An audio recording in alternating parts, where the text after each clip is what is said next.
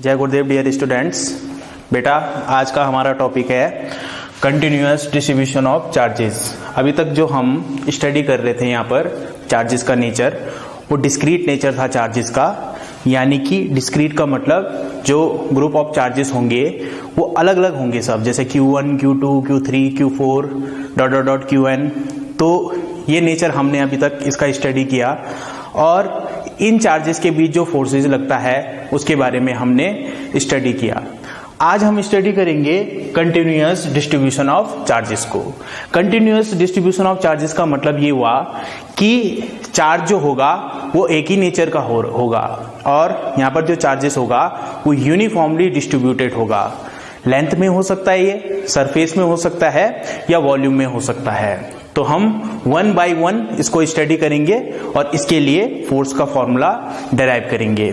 तो सबसे पहले हमारे पास आता है, सबसे फर्स्ट इसमें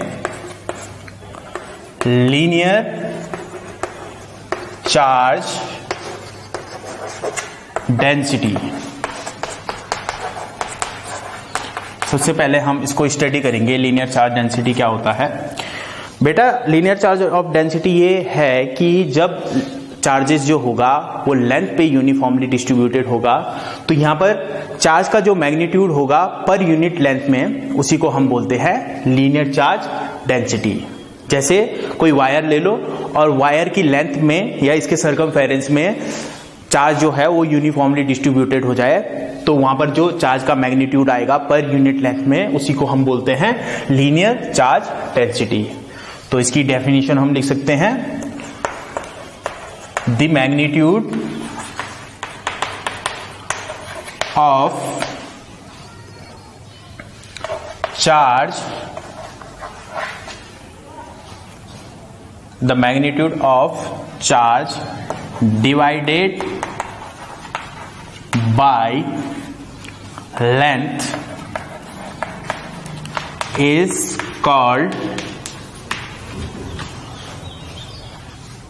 लीनियर चार्ज डेंसिटी। यानी कि चार्ज को अगर हम लेंथ से डिवाइडेड कर दें तो यहां पर जो हमारा टर्म आता है इसी को बोलते हैं हम लीनियर चार्ज डेंसिटी। और चार्ज जो होगा यहां पर लेंथ में जब डिस्ट्रीब्यूटेड होगा यूनिफॉर्मली, तो हम उसको बोल सकते हैं continuous distribution of charge into length.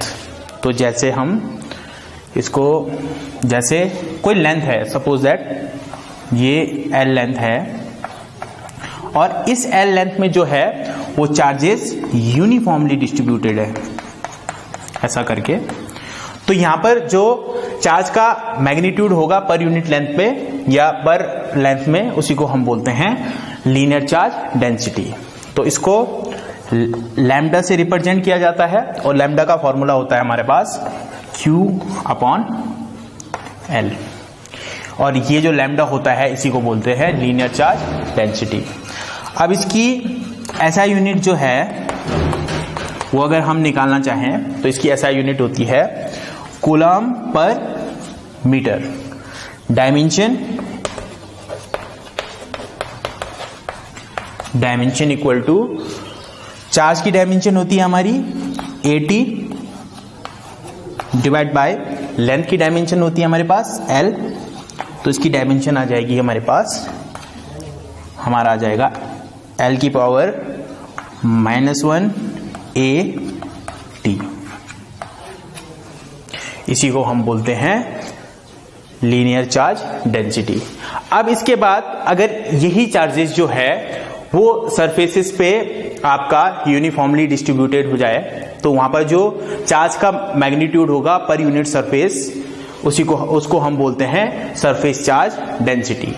तो सेकंड पॉइंट हमारा आएगा यहां पर, सेकंड पॉइंट ये होगा सरफेस चार्ज डेंसिटी। तो इसमें आ जाएगा आपका the magnitude of charge divided by length की जगह इसमें आएगा surface, divided by surface is called, linear की जगह आपका आएगा यहां पर सरफेस चार्ज डेंसिटी। अगर ये सरफेसेस पे आपका चार्जेस जो है वो यूनिफॉर्मली डिस्ट्रीब्यूटेड हो जाए तो पर यूनिट लेंथ में जो चार्ज का मैग्नीट्यूड होगा उसी को हम बोलते हैं सरफेस चार्ज डेंसिटी। जैसा कोई स्फीयर ले लो और उस स्फीयर के एरिया में अगर चार्जेस जो है वो कंटिन्यूअसली डिस्ट्रीब्यूटेड हो जाए तो वहां पर जो चार्ज का मैग्नीट्यूड होगा पर यूनिट लेंथ में उसको हम बोलते हैं सरफेस चार्ज डेंसिटी। तो ये जो होता है सरफेस चार्ज डेंसिटी, इसको सिग्मा से रिप्रेजेंट किया जाता है। सिग्मा इक्वल टू होता है आपका Q अपॉन L। जैसे इसको समझने के लिए ऐसा करके कोई अगर सरफेस है और इस सरफेस के पूरे एरिया में ये चार्जेस डिस्ट्रीब्यूटेड हो जाए तो ऐसा करके हम इसको ऐसे ले सकते हैं। तो यहां पर आ जाएगा आपका sigma equal to Q upon S, SI unit coulomb per metre square, dimension Q की डायमेंशन 80 अपॉन सरफेस की डायमेंशन। सरफेस जो होता है वो 2, अगर 2 साइड का अगर हम मल्टीप्लाई कर दें तो सरफेस आ जाएगा तो वो हो जाएगा L स्क्वायर, तो ये हो जाएगा L की पावर आपका -280। तो ये सेकंड पॉइंट हमारा आज का surface charge density. Third point आता है इसका, इसी में थर्ड पॉइंट हो जाएगा, इसको हम बोलते हैं वॉल्यूम चार्ज डेंसिटी। अगर ये चार्ज जो है आपका वो पूरे वॉल्यूम में जो है डिस्ट्रीब्यूटेड हो जाए तो यहां पर हमारा जो चार्ज का मैग्नीट्यूड होगा पर यूनिट वॉल्यूम में उसको हम बोलते हैं वॉल्यूम चार्ज डेंसिटी। तो यह आ जाएगा the magnitude of charge divided by volume is called, ये आ जाएगा हमारा यहां पर वॉल्यूम चार्ज डेंसिटी। तो यहां पर हो जाएगा आपका, इसको अगर हम ऐसे ही लेना चाहें तो ले सकते हैं हम, क्योंकि जो स्फीयर होता है वो 3 डायमेंशनली होता है। तो अगर ये पूरे वॉल्यूम में अगर डिस्ट्रीब्यूटेड हो जाए तो S की जगह आ जाएगा हमारा V, और इसको जो हम रिप्रेजेंट करते हैं वो रॉ से इसको रिप्रेजेंट करते हैं। तो rho equal to Q upon V हमारा हो जाएगा, ये हो जाएगा कूलम पर मीटर क्यूब, और ये हो जाएगा 80 अपॉन L क्यूब। तो ये हो जाएगा L की पावर -380। तो ये होता है हमारा वॉल्यूम चार्ज डेंसिटी। अब इसके बाद हम लीनियर चार्ज डेंसिटी के लिए फोर्स निकालेंगे। अगर 2 चार्जेस हैं और उन चार्जेस में से एक चार्ज जो है वो पूरे लेंथ में यूनिफॉर्मली डिस्ट्रीब्यूटेड है और दूसरा चार्ज जो है वो डिस्क्रीट नेचर का है, तो इसमें कितना फोर्स लगेगा ये हम कैलकुलेट करेंगे। तो दूसरा हमारा टॉपिक आ जाएगा, सेकंड टॉपिक आज का हमारा फोर्सेस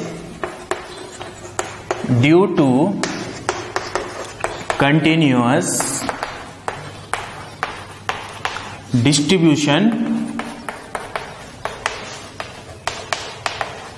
ऑफ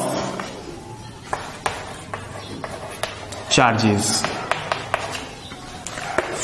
कंटिन्यूअसली अगर डिस्ट्रीब्यूटेड हो जाए चार्ज तो उसके कारण कितना फोर्स होगा वो हम निकालेंगे। हम कोई भी इसमें एक कैलकुलेट कर देते हैं, बाकी के 2 जो होंगे उसको आप सिमिलर कैलकुलेट कर सकते हो। तो इसके लिए हमें सबसे पहले ये कोऑर्डिनेट एक्सिस लेना होगा, ऐसा करके। सपोज दैट कोऑर्डिनेट एक्सिस है, ये इसका एक्स एक्सिस है, ये वाई एक्सिस है, ये जेड एक्सिस है। यहां पर 2 चार्ज रखे हुए हैं। सपोज दैट ये चार्ज जो है ये पूरे लेंथ में डिस्ट्रीब्यूटेड है यूनिफॉर्मली, और सपोज दैट जो है ये डेल्टा एल लेंथ में डिस्ट्रीब्यूटेड है, और यहां पर दूसरा चार्ज है Q2। अब जब इन चार्जेस को हम कुछ डिस्टेंस पे रखेंगे तो अकॉर्डिंग टू कूलम्स लॉ ये जो चार्जेस होंगे ये एक दूसरे पे फोर्स लगाएंगे। तो फोर्स निकालने के लिए हम यहां पर इसका पोजीशन वेक्टर लेंगे। सपोज दैट इसका पोजीशन वेक्टर है R1 और इसका पोजीशन वेक्टर है R2। R1 वेक्टर ले सकते हो आप या R2 वेक्टर ले सकते हो।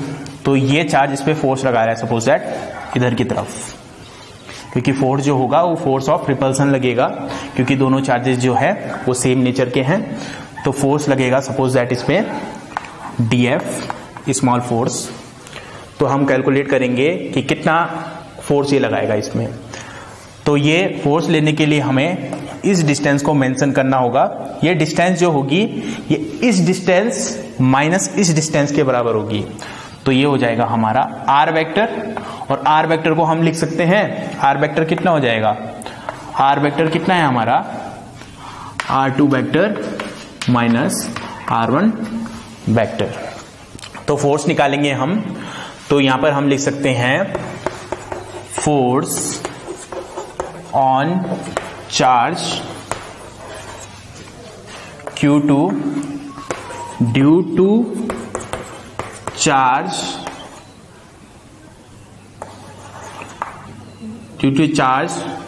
Eight delta L length is, जो डेल्टा L लेंथ पे चार्ज है वो यूनिफॉर्मली डिस्ट्रीब्यूटेड है, तो उसका हम फोर्स फॉर्मूला लिखेंगे यहां पर। तो ये हो जाएगा हमारा dF, फोर्स का formula 1/4 pi epsilon not Coulomb law के अकॉर्डिंग ये हो जाएगा 1/4 पाई एप्सिलॉन नॉट। क्या होता है Q1 Q2 upon R square. तो Q1 की जगह हम इसको इसमें चार्ज ले लेते हैं डेल्टा कैपिटल Q ले लेते हैं, Q2 अपॉन R स्क्वायर होता है, तो R स्क्वायर की जगह हमारे पास स्मॉल r का स्क्वायर। और अगर हम इसको वेक्टर फॉर्म में लिखें तो हमें इस डिस्टेंस को वेक्टर में लिखना होगा और यहां पर एक यूनिट वेक्टर लेना होगा। तो यूनिट वेक्टर हो जाएगा हमारा r कैप, इसी की तरफ फोर्स लगेगा तो यूनिट वेक्टर आ गया हमारा r कैप।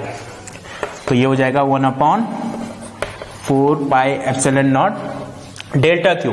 डेल्टा Q की वैल्यू जो होगी वो हम फॉर्मूला लगा सकते हैं, अभी जो हमने स्टडी किया फॉर्मूला यहाँ पर, लैम्डा जो होता है वो होता है हमारा delta Q upon delta L के बराबर। तो डेल्टा Q की वैल्यू आ जाएगी यहाँ से लैम्डा डेल्टा L। तो यहाँ से हम सब्स्टिट्यूट कर सकते हैं lambda delta L Q2 upon R vector का स्क्वायर R कैप। अब ये जो फोर्स लगेगा, ये फोर्स हम निकाल रहे हैं स्मॉल अमाउंट ऑफ फोर्स, क्योंकि डेल्टा L लेंथ पे है डिस्ट्रीब्यूटेड, तो ये स्मॉल अमाउंट ऑफ फोर्स लगेगा यहां पर। अब इसके बाद अगर हम कंप्लीट फोर्स निकालना चाहें तो इसके बाद हो जाएगा हमारा total force on charge Q2 is, total force कितना लगेगा ये हम निकालेंगे यहां पर। तो ये हो जाएगा F वेक्टर। जब हम इसको टोटल करेंगे तो यहां पर dF वेक्टर जो होगा ये हो जाएगा हमारा F वेक्टर, और यहां पर डेल्टा Q वेक्टर जो होगा हमारा वो चेंज हो जाएगा Q में, और डेल्टा L जो होगा वो चेंज हो जाएगा आपका L में, या हम इसी फॉर्म को समेशन फॉर्म में लिख सकते हैं। तो इसके बाद हो जाएगा F vector equal to 1/4 pi epsilon naught summation over all delta L। All delta L का मतलब हुआ पूरे लेंथ में, तो ये हो जाएगा lambda delta L Q2 upon R vector का स्क्वायर R कैप। अब इसी को अगर हम इंटीग्रेशन फॉर्म में लिखें तो ये हो जाएगा, यहां पर एक कंडीशन हो जाएगी, इंटीग्रेशन की कंडीशन होती है जब डेल्टा L टेंड्स टू 0 होता है तो यहां पर समेशन ना लेके हम लेते हैं इंटीग्रेशन। ये समेशन जो होता है ये इंटीग्रेशन में चेंज हो जाता है। तो यहां पर हो जाएगा when delta L tends to 0, तब ये हो जाएगा हमारा F vector equal to 1/4 pi epsilon naught, summation change हो जाएगा इंटीग्रेशन में, इंटीग्रेशन, और ये हो जाएगा इंटीग्रेशन किसमें, पूरा डेल्टा L का इंटीग्रेशन, और ये हो जाएगा लैम्डा डेल्टा L जो होगा ये चेंज हो जाएगा हमारा DL में। तो ये हो जाएगा लैम्डा Q2 को पहले लिख देते हैं Q2 अपॉन R वेक्टर का स्क्वायर, और ये हो जाएगा हमारा DL आर कैप। तो ये टोटल फोर्स लगेगा हमारा Q2 चार्ज पे, अगर चार्ज जो है वो लेंथ पे यूनिफॉर्मली डिस्ट्रीब्यूटेड है।